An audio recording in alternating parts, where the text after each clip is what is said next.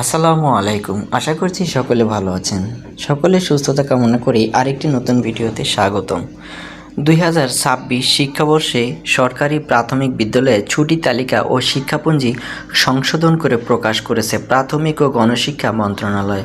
নতুন এই তালিকা অনুযায়ী সাপ্তাহিক ছুটি শুক্রবার ও শনিবার ব্যতীত বছরের মোট ছুটি থাকবে ৬৭ দিন। এর মধ্যে সবচেয়ে দীর্ঘ ছুটি রাখা হয়েছে পবিত্র রমজান, ঈদুল ফিতর ও স্বাধীনতা দিবস উপলক্ষে, যা ১৯ ফেব্রুয়ারি থেকে শুরু হয়ে চলবে ২৬ মার্চ পর্যন্ত, অর্থাৎ টানা ১৬ দিন। বুধবার ১৮ ফেব্রুয়ারি মন্ত্রণালয়ের বিদ্যালয় ১ অধিশাখা থেকে জারি করা হয় এ প্রজ্ঞাপনে এই সংশোধিত তালিকা অনুমোদন দেওয়া হয়। মন্ত্রণালয়ের যুগ্ম সচিব রেবেকা সুলতানা সই করা ওই প্রজ্ঞাপনে বলা হয়, ২০২৬ শিক্ষাবর্ষ শুরু হবে ১ জানুয়ারি থেকে এবং শেষ হবে ৩১ ডিসেম্বর। শিক্ষার্থীদের পড়াশোনার মনোনয়ন ও পরীক্ষার প্রস্তুতির জন্য বছরের শুরুতে এই ছুটির তালিকা চূড়ান্ত করা হয়েছে।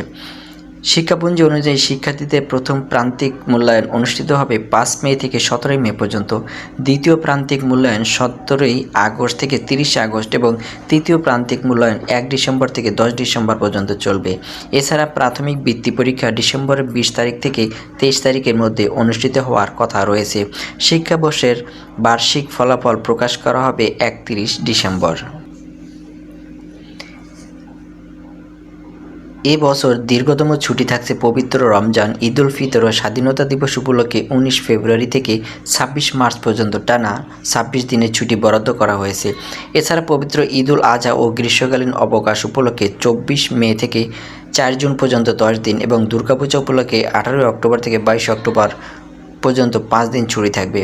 বছর শেষে ২০ ডিসেম্বর থেকে ২৯ ডিসেম্বর পর্যন্ত যীশুখ্রিস্টের জন্মদিন ও শীতকালীন অবকাশের জন্য ৮ দিনের ছুটি নির্ধারণ করা হয়েছে।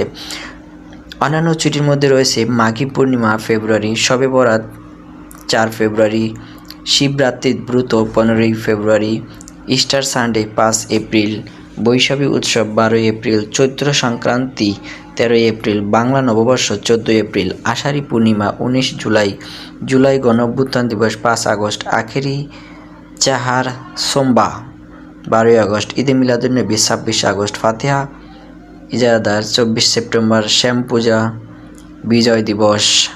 প্রজ্ঞাপনে মন্ত্রণালয় জানিয়েছে, কোনো সরকারি কর্মকর্তার পরিদর্শন বা সংশোধন উপলক্ষে বিদ্যালয়ে ছুটি দেওয়া যাবে না। এমনকি সংবর্ধিত ব্যক্তির প্রতি সম্মান প্রদর্শনের জন্য শিক্ষার্থীদের রাস্তায় দাঁড় করানো সম্পূর্ণ নিষিদ্ধ করা হয়েছে। তবে ভর্তি কার্যক্রম বা পরীক্ষার প্রয়োজনে ছুটির দিনেও বিদ্যালয় খোলা রাখা যাবে। জাতীয় দিবসগুলো ২১ ফেব্রুয়ারি, ২৬ মার্চ, ১৬ ডিসেম্বর, বাংলা নববর্ষ সব বিদ্যালয়ে যথাযথ মর্যাদায় উদযাপন করতে হবে বলেও নির্দেশনায় উল্লেখ করা হয়েছে। আসসালামু আলাইকুম। আশা করছি সকলে ভালো আছেন। সকলের সুস্থতা কামনা করে আরেকটি নতুন ভিডিওতে স্বাগতম। ২০২৬ শিক্ষাবর্ষে সরকারি প্রাথমিক বিদ্যালয়ে ছুটি তালিকা ও শিক্ষাপঞ্জি সংশোধন করে প্রকাশ করেছে প্রাথমিক ও গণশিক্ষা মন্ত্রণালয়। নতুন এই তালিকা অনুযায়ী সাপ্তাহিক ছুটি শুক্রবার ও শনিবার ব্যতীত বছরের মোট ছুটি থাকবে ৬৭ দিন। এর মধ্যে সবচেয়ে দীর্ঘ ছুটি রাখা হয়েছে পবিত্র রমজান, ঈদুল ফিতর ও স্বাধীনতা দিবস উপলক্ষে, যা ১৯ ফেব্রুয়ারি থেকে শুরু হয়ে চলবে ২৬ মার্চ পর্যন্ত, অর্থাৎ টানা ১৬ দিন। বুধবার ১৮ ফেব্রুয়ারি মন্ত্রণালয়ের বিদ্যালয় ১ অধিশাখা থেকে জারি করা হয় এ প্রজ্ঞাপনে এই সংশোধিত তালিকা অনুমোদন দেওয়া হয়।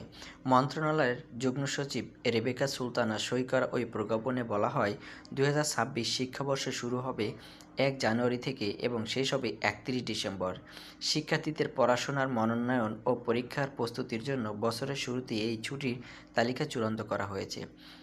শিক্ষাপঞ্জি অনুযায়ী শিক্ষার্থীদের প্রথম প্রান্তিক মূল্যায়ন অনুষ্ঠিত হবে ৫ মে থেকে ১৭ মে পর্যন্ত, দ্বিতীয় প্রান্তিক মূল্যায়ন ১৭ আগস্ট থেকে ৩০ আগস্ট এবং তৃতীয় প্রান্তিক মূল্যায়ন ১ ডিসেম্বর থেকে ১০ ডিসেম্বর পর্যন্ত চলবে।